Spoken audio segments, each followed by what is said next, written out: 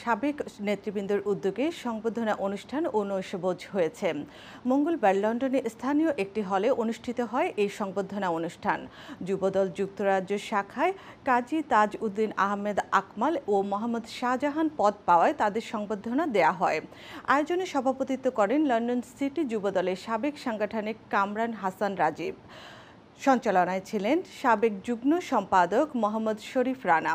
অনুষ্ঠানে প্রধান অতিথি হিসেবে উপস্থিত ছিলেন যুক্তরাজ্য যুবদলের সভাপতি আফজাল হোসেন। প্রধান বক্তা ছিলেন সাধারণ সম্পাদক বাবর চৌধুরী।